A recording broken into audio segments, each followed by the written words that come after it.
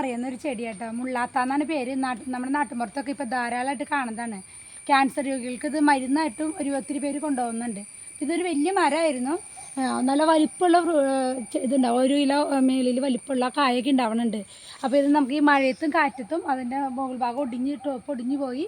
എന്നാലും നമുക്ക് നമ്മുടെ ചെടി ഇപ്പം നല്ല ക്രോപ്പ് ചെയ്ത് പോലെ നിൽക്കുന്നുണ്ട്. അത്യാവശ്യം കായകളൊക്കെ ഉണ്ട്. ഇതൊക്കെ ഇത് വിളവെടുക്കാറായിട്ടുണ്ട്. ഇതിൻ്റെ പഴുത്തതാണ് കൂടുതൽ ഞങ്ങൾക്ക് ഇഷ്ടം. ഇതിപ്പോൾ നമ്മളുണ്ടല്ലോ തൊണ്ട് ചെത്തി അതിൻ്റെ ഉള്ളിലത്തെ കുരുവൊക്കെ കളഞ്ഞ് നമ്മൾ കറി വെച്ച് കഴിഞ്ഞാൽ ശരിക്കും കടച്ചക്ക കറിയില്ലേ അതേ ടേസ്റ്റിൽ കിട്ടുന്നുണ്ട്. വറുത്തരച്ച് കറി വയ്ക്കാറുണ്ട്. അല്ലാതെ നമ്മൾ ഇങ്ങനെ ഒലത്തിയെടുക്കില്ലേ അങ്ങനെയും ചെയ്യാറുണ്ട്. അപ്പോൾ ഇവിടെ എല്ലാവർക്കും അത് ഇഷ്ടമാണ്. പിന്നെ പഴുത്ത് കഴിഞ്ഞാലും നല്ലൊരു പുളിയും മധുരമൊക്കെ മിക്സ് ചെയ്തിട്ടുള്ള നല്ലൊരു ടേസ്റ്റാണ്. ജ്യൂസ് അടിക്കാനൊക്കെ വളരെ നല്ലതാണ്. പിന്നെ ഇതിൻ്റെ ഇലകളൊക്കെ നമ്മൾ മെഡിക്കൽ ഷോപ്പിലൊക്കെ കാണാറുണ്ട്. ഇല ഉണക്കി പൊടിച്ച മുള്ളാത്ത ദാഹശമനി എന്ന് പറഞ്ഞിട്ട് നമ്മളിത് കാണാറുണ്ട്. അപ്പോൾ അങ്ങനെ ഇത് ഉപയോഗിക്കുന്നുണ്ട്.